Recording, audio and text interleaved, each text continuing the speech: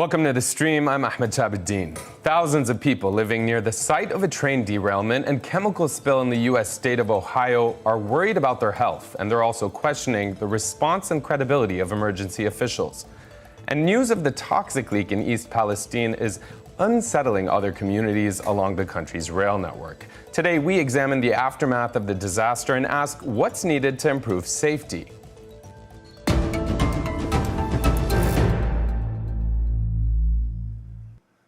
We're joined today by Ben Ratner, a resident and business owner in East Palestine, Ohio. Julia Rock is a reporter at The Lever who has covered the immediate aftermath of the disaster. She joins us from Brooklyn, New York. Sam Sankar is Senior Vice President for Programs at Earth Justice, a nonprofit environmental law organization. He is in Washington, D.C. And of course, you can be part of today's conversation through our YouTube chat. Send us your questions and comments, and I'll put them directly to our guests. So much to discuss here, Ben. I want to start by sharing with our audience a brief timeline of the events since the disaster happened. On February 3rd, we saw the train derail near East Palestine, Ohio. On February 6th, crews began the controlled release of the chemicals. Many still reported smelling the chemicals in the air and experiencing headaches as well as burning sensations in their throats. And on February 8th, they were told they could return. But since then, people's pets, for example, including cats and birds, have fallen ill since the derailment, with some dying unexpectedly after the controlled release of the chemicals. So it's estimated, for example, Ben, that 3,500 fish have died. We've seen all sorts of concerns from the human beings living there, yourself included. Could you take us back to what happened in that moment and how you reacted? Yeah, it's something that, thank you for having me. Telling the story. I appreciate that.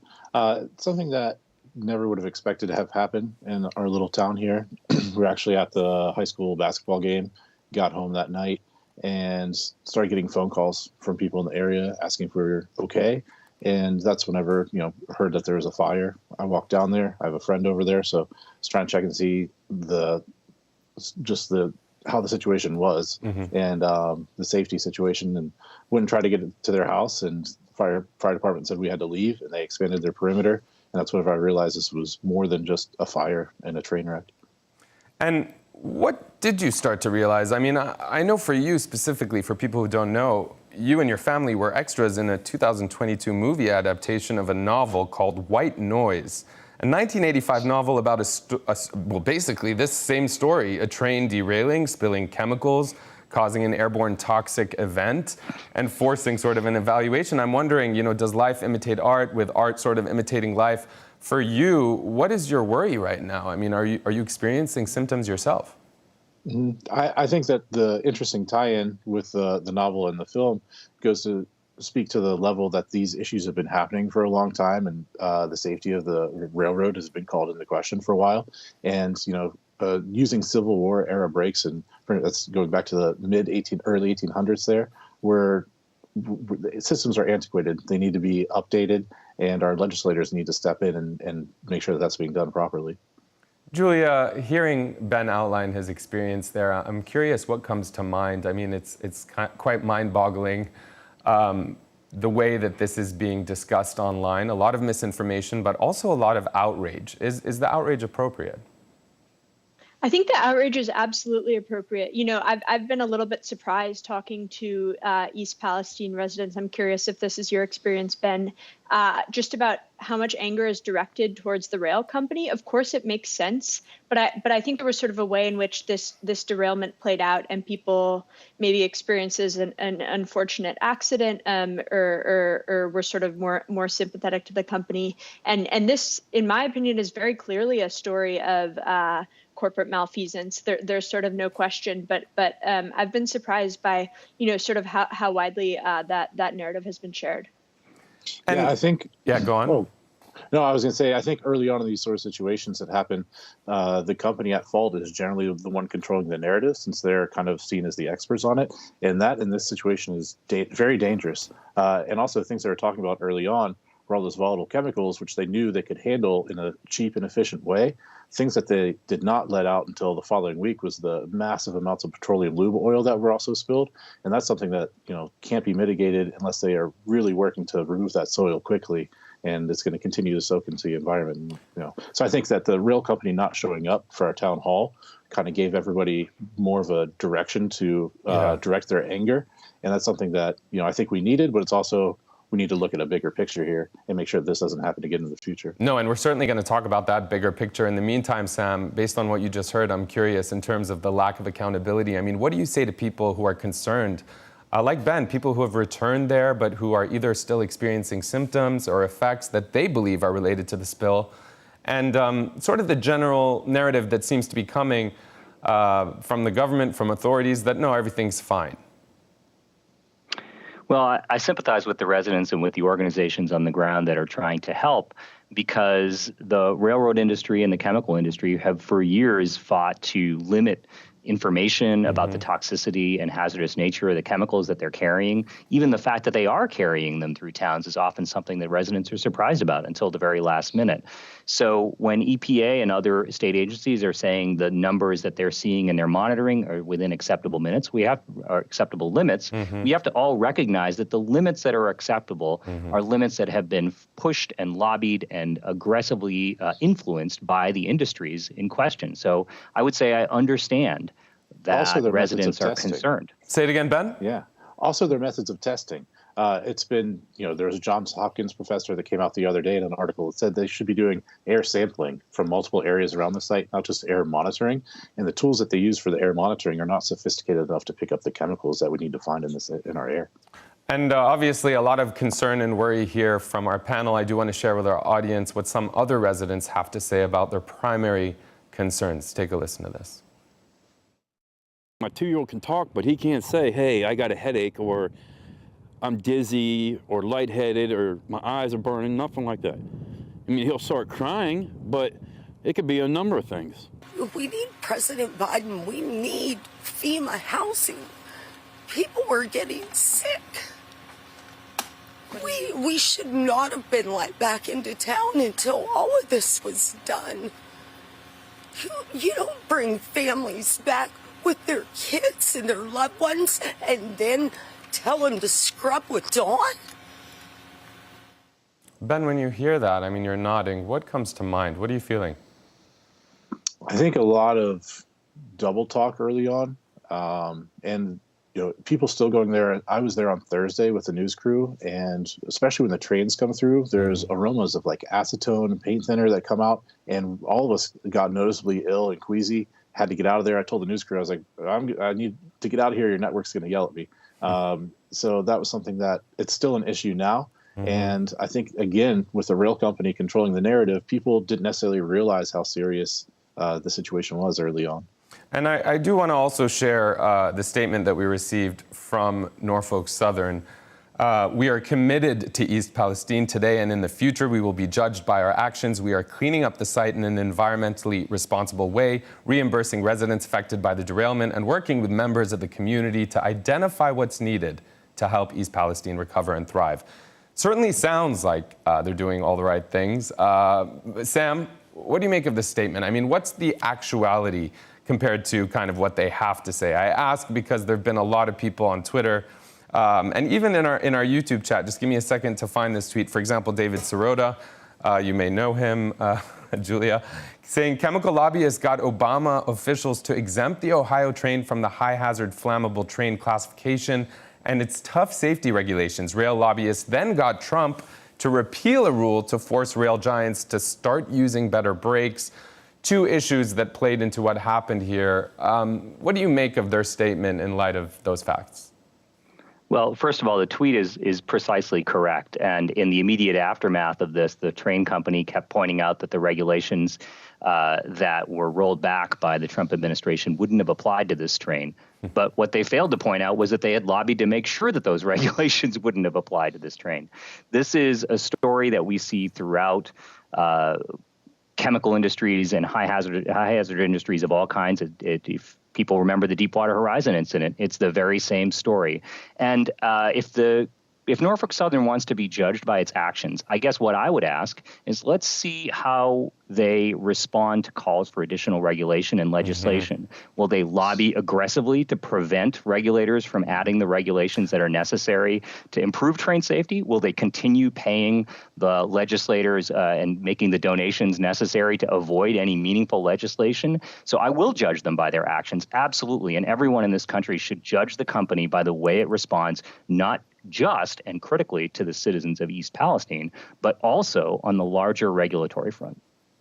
Yeah. And Julia, go ahead. $18 billion. Oh, go ahead. No, please, Ben. We'll go either one. Real quick. Yeah. $18 billion in stock buybacks in the past 5 years and no investments on safety. That's just something I wanted to call attention to. Julia?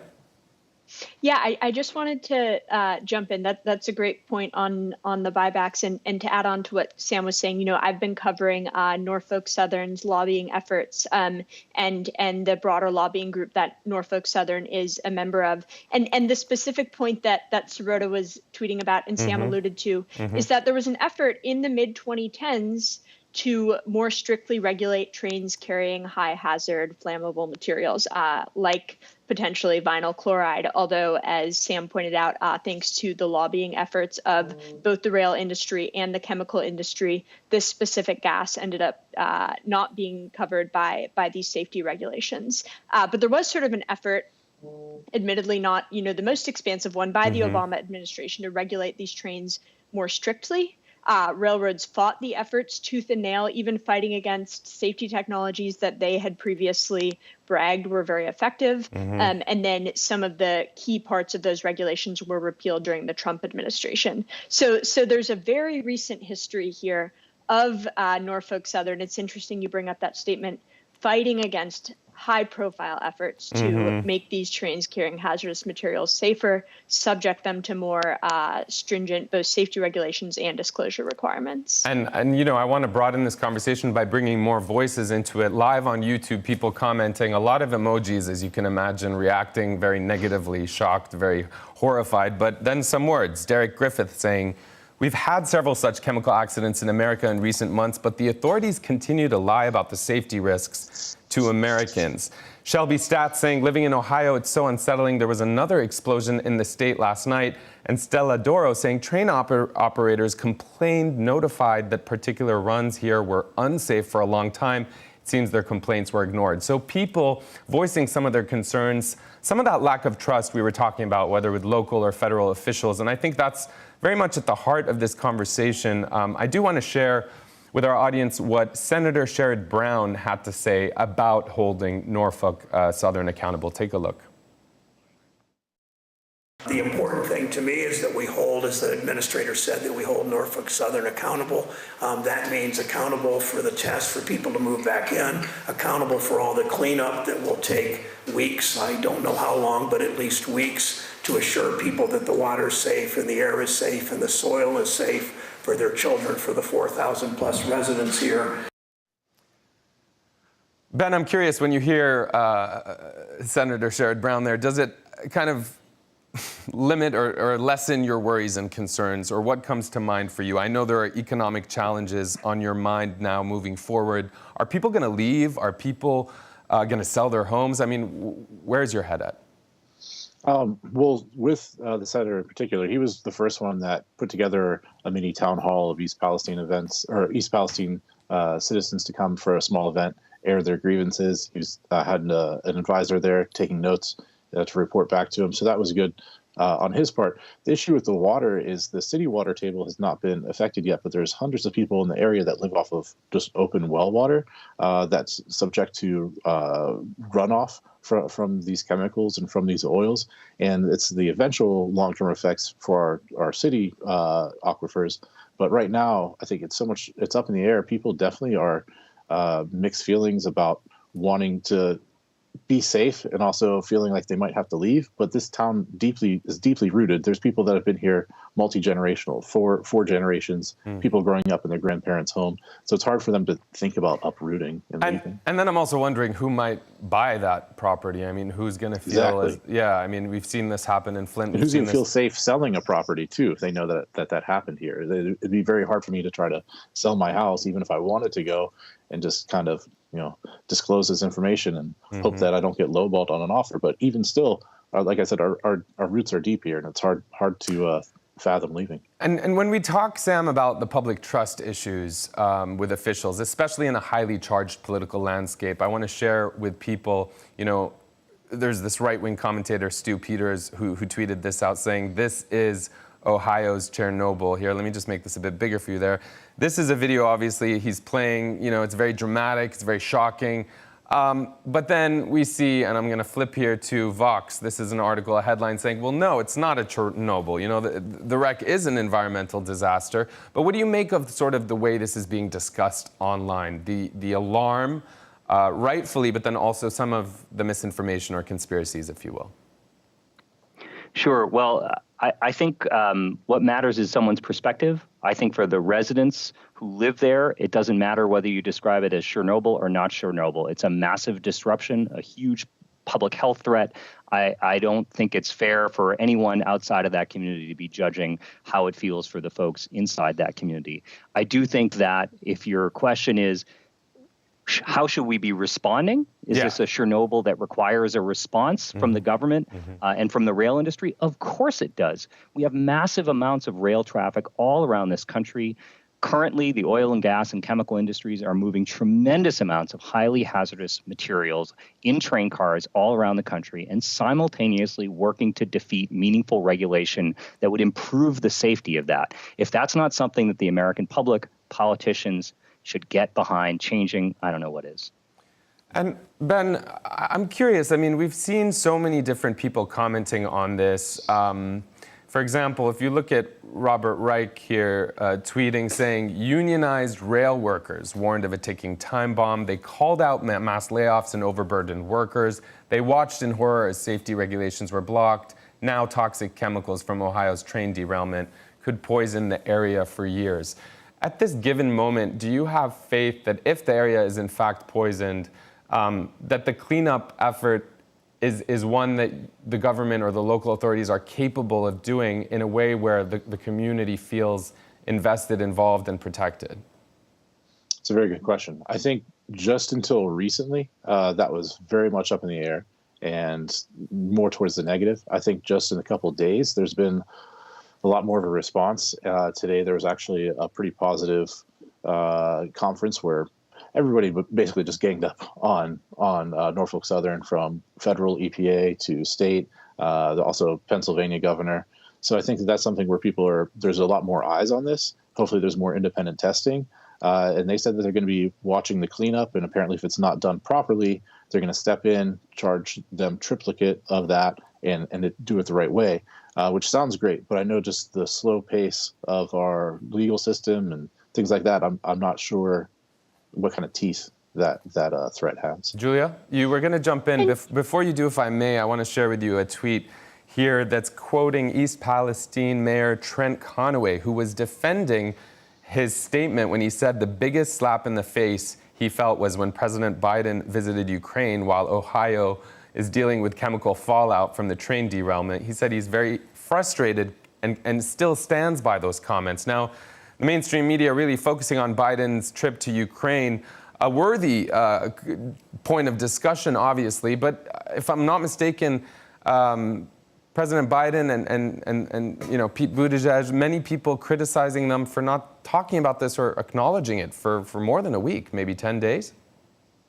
Yeah, I think the Biden administration has, an East Palestine problem on their hands, and then maybe a much bigger problem on their hands. There's the immediate problem of neither Biden nor the transportation secretary, Pete Buttigieg, said anything about East Palestine, I think, for 10 days, which is pretty wild and obviously contributed, to the feeling in East Palestine. I'm sure Ben could speak to of conspiracy and feeling a little bit abandoned. If I might just interject, sorry, why would the federal government be that silent? Where's the benefit? They just don't have the capacity, or the transportation secretary, Pete Buttigieg? What do you think that's about? Is that negligence? I think there are a couple of possible explanations. One is that there was news coverage of the event, but not very much in those first 10 days. There was, great local media coverage, and there were a few national stories saying this derailment happened, but there wasn't a lot of sort of thorough contextual reporting on it, which I think allows officials to be let off the hook. I think, there's this other point, which this is a good tie into the other point. There are more than 1,000 train derailments happening every year, and tens of millions of Americans live in evacuation zones for trains carrying hazardous materials. So if the Biden administration comes in and says, this is a disaster in East Palestine, Norfolk Southern has been fighting safety regulations. They've been slashing their workforces. They've been spending all of their money on stock buybacks. That points a finger at the administration as well to do something about it. Right. And so I have to wonder if part of the silence was, a desire on the part of the administration not to be held accountable as well. And I appreciate, Sam, I know you were going to jump in there. I do want to share very quickly a video comment that was sent to us from Chris Taverner, where we had asked our community essentially what could have or should have been done to prevent this, and this was his response. We'll come to you on the back of that. Accidents like the train derailment in East Palestine are absolutely preventable. Rail companies historically prioritize profit above workers and communities when it comes to safety, and that must change. Norfolk Southern must stop fighting new regulatory requirements like updated electronic braking systems and wayside detectors. If accidents do occur, companies must provide all information to state and federal agencies immediately, especially when hazardous chemicals are involved, and allow emergency responders to be the leaders in these situations. Lawmakers must hold Norfolk Southern accountable, both for the impacts to families and the environment, and for obstructing rail safety reform in the past. Our elected officials must act right now to prevent future disasters. Some salient points there, but Sam, I want to ask you, we heard from Julia that thousands of derailments. We know that this particular train in Ohio didn't have the modern braking system. Third derailment since October. Sorry, the third derailment, as we heard from Ben there. Since October. Great. Yeah, in Ohio alone. Yeah, and Earth Justice, having filed a lawsuit with the Department of Transportation back in 2018 about this issue of modern braking systems, in part, I understand that they responded to you and you had appealed and now you just heard back. Anything you can share with us about what you know? Well, what we do know is that in the immediate aftermath of this, we revisited our request that the Department of Transportation strengthen its rules about train braking systems. We've heard back that they are going to consider that request and they're evaluating those options. Pete Buttigieg also announced a three-part plan, but unfortunately one part of that plan is voluntary requests for the train industry to do some more. Another part of that request is to ask Congress to pass some legislation. And one of the things that we see across the board here is that the government agencies, in particular EPA, that we're relying on to protect us, have been systematically undermined through underfunding and through demoralization at the hands of various political interests. We know, for example, that EPA is at the lowest staffing levels that have been seen in decades, and that is at a time when, as the other commentators have pointed out, the threats to our health are even higher, not to mention the global concerns that we have as well. So it is ironic that at the very time when we need all of these protections and we rely on these agencies to help us out, they are operating on skeleton staffs with minimal budgets. Well, ironic's one word. The governor used the word absurd in some of his comments. Take a listen to what he had to say. This train apparently was not considered a high hazardous material train. Therefore, the railroad was not required to notify anyone here in Ohio about what was in the rail cars coming through our state. Even though some rail cars did have hazardous material on board, and while most of them did not, that's why it was not categorized as a high hazardous material train. Frankly, if this is true, and I'm told it's true, this is absurd. Absurd is certainly one word. Here you have some news. If we thought this couldn't get worse, former President Trump's visiting East Palestine, Ohio this week. Not sure if that's going to help or hurt the situation there. perhaps revealing some of my skepticism. Forgive me, I was just looking at you for your reaction there, Ben, Julia, Sam. Yeah. Thank you for sharing your insights with us. Sadly, that's all the time that we have for today, but really an important conversation that, as our guest said, was not necessarily getting the attention it deserved perhaps at the beginning. But you can always find these important stories here with us at the stream. You could follow us online at stream.aljazeera.com. Thanks for watching.